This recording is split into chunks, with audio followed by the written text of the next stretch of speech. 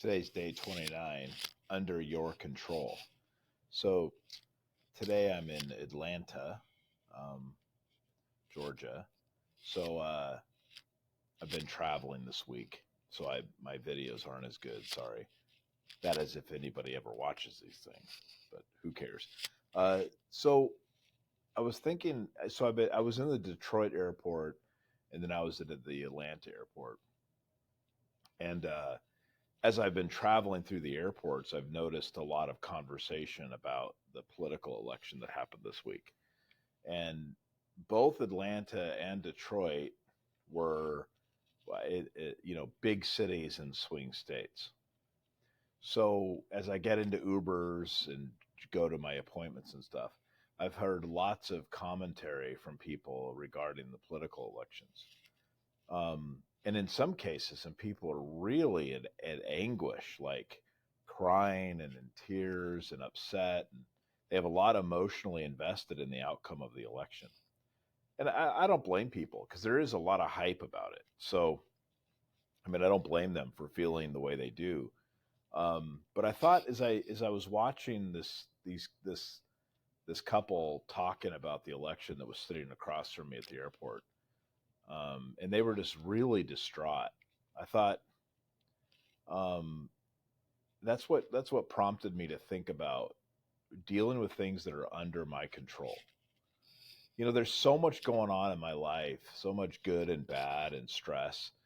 You know, I think how much better it is to live life where you're just focused on what is under your control. Like stress what you can deal with. Like what I have an impact on or what I could have an impact on, that is what I should be the most worried about.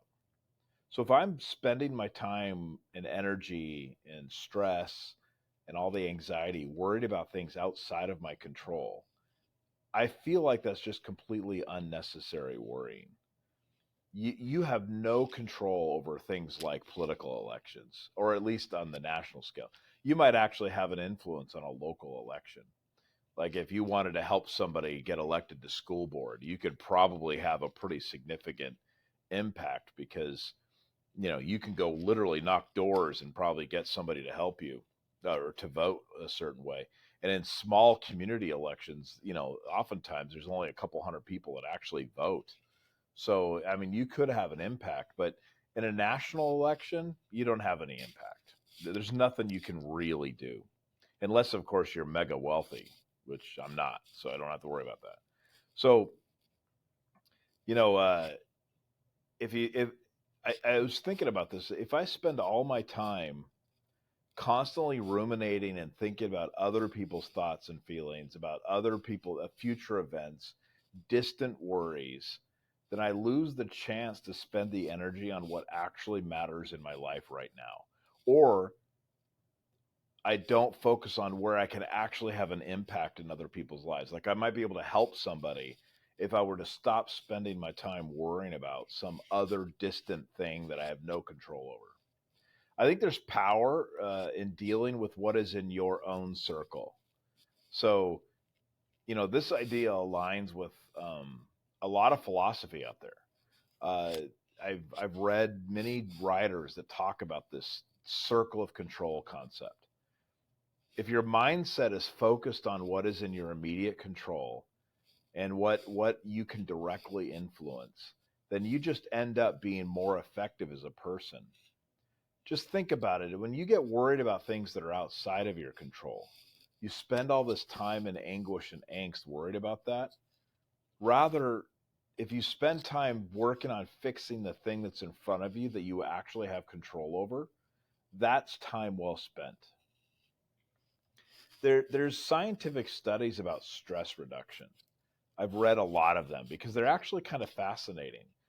Scientists, researchers have spent a lot of time thinking about what causes stress, what causes anxiety, how to possibly reduce it. And what's interesting about that is they've discovered that stress and anxiety are direct causal factors to poor health. I think we knew that instinctively. I mean, you could tell when you're anxious and stressed out, you can tell it's having an impact on you. I think we all know this. But one of the things that does come out in those studies is that people that are more mindful, like people that know and can deal with what's right there in front of them, uh, it gives them a sense of agency. It gives them a sense of uh, power over their lives, which is one of the major stress reducers. Sorry. So there are practical ways that you can learn to control this. First off, daily intention. Like I talk about this a lot. Every morning I wake up and I write down my intent for the day. Now I may not actually achieve it, but I try and I write that down and I commit to that. You can do this in a variety of ways. I mean, there's no one way to do it, but I've noticed that the most successful people tend to be very focused every day by really narrowing down um, to what they can actually critically do in one day. And so being having that daily intent is important. I think also as part of that exercise, taking a pause to realize what you have. Like like this morning I was really worried about some things. So I sat and pondered, what could I do today and what do I have around me? And I realized I've got a great opportunity in front of me. There's some great opportunity that is in my control and I should be grateful for that. And that really reduced the anxiety feeling. I think it's also important, secondly, to notice triggers in your life. There are certain things that I have that trigger me. Like if one or two things don't go right, then I'm like a basket full of stress. So I've started to, it's taken 5 decades, but I've gotten to the point now where I know that's going to hurt, right? That I'm going to be stressing about that. So I think you should notice the triggers and deal with them head on, right?